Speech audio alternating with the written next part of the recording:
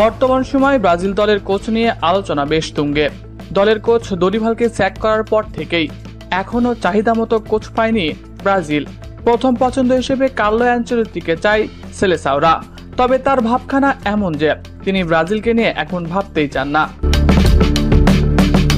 Real মাদ্রিদের coach হওয়ার ফলে বেশিরভাগ ব্রাজিলিয়ান ভক্তরা চাইছে অ্যানচেলত্তিকে ব্রাজিল দলে দেখতে, কিন্তু তিনি একটু বেশি ভাব নিচ্ছেন। ব্রাজিলকে পেয়ে তিনি জানিয়ে দিচ্ছেন তিনি রিয়াল মাদ্রিদ ছাড়া অন্য কিছু নিয়ে এখন ভাবতে চান না, আর যদি ব্রাজিলে আসতে চান তাহলে ক্লাব বিশ্বকাপের পরেই ব্রাজিলকে নিয়ে ভাববেন। দ্বিতীয় পছন্দ জর্জ জেসুসের কাছে যায় সিভিএফ প্রেসিডেন্ট এর্নাল্ডো রদ্রিগেজ। তবে তিনি আসতে চাইলেও ক্লাব বিশ্বকাপের আগে আল হিলাল তাকে ছাড়তে রাজি নয়। তাহলে কি ব্রাজিল দলের কোচ শূন্যতায় থাকবে? ব্রাজিল দল কি এমনই চলতে থাকবে? না। ইতিমধ্যে সিবিএফ জানিয়েছে আগামী কিছুদিনের মধ্যেই অন্তর্বর্তীকালীন কোচ নিয়োগ দিবে ব্রাজিল। দলকে চালাবে 3 মাস তিনি। 3 মাসের জন্য কোচ নিয়োগ দিবেন ব্রাজিল ফেডারেশন। তবে এই জায়গাতে কি রিকার্দো কাকাকে ভাবা যায়?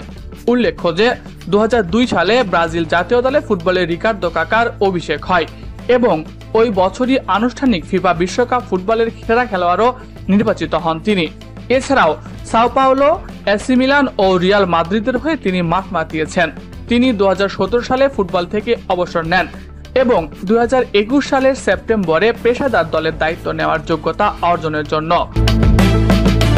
ব্রাজিল ফুটবল ফেডারেশনের একাডেমিক লাইসেন্স এ কোর্সে যোগ দেন এবং মে মাসের 17 তারিখে 2022 সালে উক্ত লাইসেন্সটি অর্জন করেন।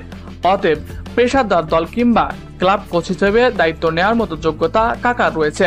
তবে তিনি বড় কোনো দলের দায়িত্ব এখনো নিয়ে দেখেননি। কিন্তু এই সংকটকালীন সময়ে সিবিএফ চাইলে ব্রাজিল দলে তাকে অন্তর্বর্তীকালীন কোচ হিসেবে রেখে দিতে পারে। পরবর্তীতে প্রধান কোচ নিয়োগ দিলে তাদের সহকারী কোচ হিসেবে কাকাকে রেখে দিতে পারেন তারা। প্রিয় দর্শক, রিকার্দো কাকাকে কে কে কোচ হিসেবে দেখতে চান কমেন্ট করে জানাতে পারেন আপনার মতামত।